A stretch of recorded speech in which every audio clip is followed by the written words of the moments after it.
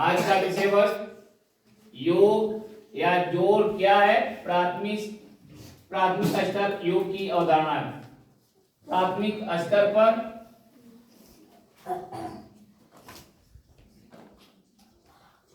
योग की अवधारणा यानी योग किसे कहते हैं, जोड़ किसे कहते हैं, उसके बारे में आज हम चर्चा करेंगे। योग क्या है? दो या दो से अधिक संख्याएं, दो या दो से अधिक संख्याएं अथवा वस्तुओं के संख्या को जोड़ना कहते हैं। फिर देखो एक बार, दो या दो से अधिक संख्याएं या वस्तुओं के संग्रह को जोड़ना कहते हैं। यानी कहने का तात्पर्य है दो या दो से अधिक संख्याएं। हमारी संख्याएं हमारी क्या है? 2, 5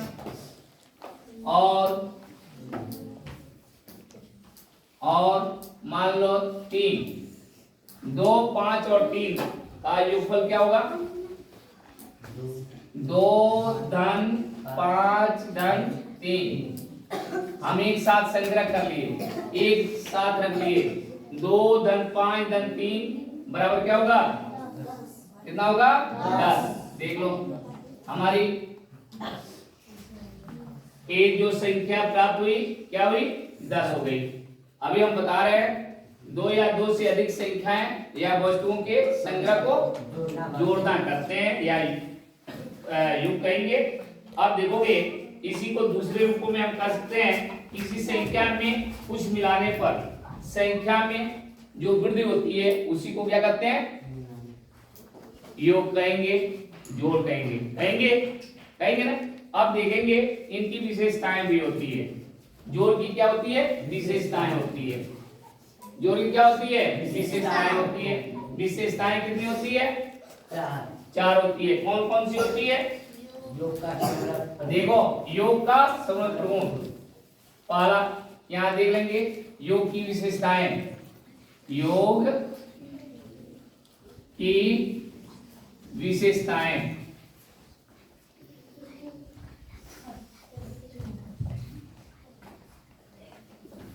विशेषताएं कितनी होती है? 4 होती है। पहला क्या होगा? योग का सरल प्रगुण। पहला आपका हो गया योग का सरल प्रगुण।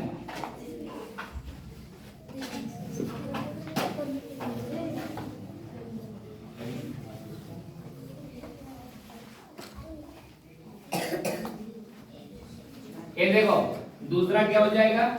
योग का क्रम विषय प्रगुण। क्रम आवाज आ रही है?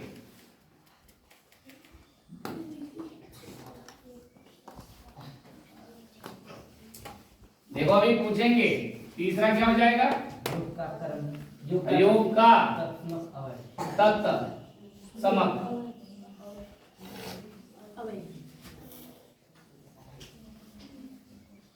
चौथा क्या हो जाएगा? योग का साहचर्य।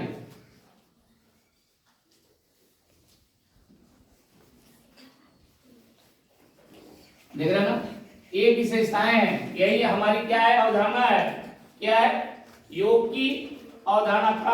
प्राथमिक स्तर पर योग की अवधारणा क्या होती है? योग का समग्र प्रगुण, योग का क्रम विमेय प्रगुण, योग का तत्समक अयोग, योग का साहचर्य प्रगुण। आप देख लोगे जैसी हमारी क्या होती है? योग की समग्र प्रगुण में क्या होता है? योग का समग्र प्रगुण यदि दो पूर्ण संख्याओं को या दो पूर्णांकों को जोड़ते हैं तो क्या प्राप्त होता है? एक पूर्ण संख्या प्राप्त होती है। क्या होती है? पूर्ण संख्या या पूर्णांक प्राप्त होती है कि नहीं? जैसे हमारी पूर्ण संख्या देखो 3 है, उसमें हम क्या करते हैं? 2 जोड़ देते हैं तो कितना हो जाएगा? 5। 3 भी पूर्ण संख्या है, 2 भी पूर्ण संख्या है, इनका योगफल क्या हो जाता है? 5 भी पूर्ण संख्या है। तो दो पूर्ण संख्याओं को, दो या दो से अधिक पूर्ण संख्याओं को का योगफल क्या होता है? एक पूर्ण संख्या ही होता है ना। आप देखोगे योग का क्रम विमेय प्रगुण, योग का क्रम विमेय प्रगुण दो पूर्णांकों को या दो पूर्ण संख्याओं को किसी भी क्रम में जोड़ते हैं तो क्या होता है? उनके योगफल में उनके योगफल में कोई अंतर नहीं आता है, अंतर नहीं आता। देख लो 3 धन 2 बराबर क्या होता है? 5। 5 हो गया। हम क्रम बदल दिए, पहले क्रम पर हमारा क्या 3 है, दूसरे क्रम पर क्या है 2 है, तो इसका दूसरे क्रम वाले 2 को पहले और पहले वाले पर दूसरे ले जाते हैं। देखो 2 धन 3 बराबर क्या हो गया? 5। देख रहे हो? तो हमको क्या करनी है? 3 धन 2 बराबर 5 और क्या होगा? 2 धन 3 बराबर 5। तो हम लिख सकते हैं, क्या लिख सकते हैं? तो लिख सकते हैं 3 धन 2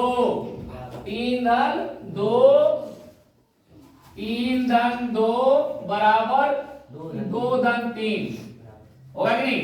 आप लोगों से पूछा जाए 3 धन 2 बराबर 2 धन 3 होगा कि नहीं? होगा। लिख सकते हैं 3 धन 2 बराबर 2 धन 3। करेक्ट है? सही है? तो आप कहेंगे हाँ सही है। तो क्यों सही है? योग का क्रम विनिमय प्रगुण का पालन करता है। अब 3 धन 2 बराबर 2 धन 3 क्यों बराबर है? तो क्या कहेंगे? योग का क्रम विनिमय प्रगुण के अनुसार ये बराबर है। योग का क्रम विनिमय प्रगुण क्या है? दो पूर्ण संख्याओं को किसी भी क्रम में जोड़ा जाए तो योगफल में कोई अंतर नहीं आता है। देख रहे हैं? आप देख लो तीसरा क्या है? तब योग का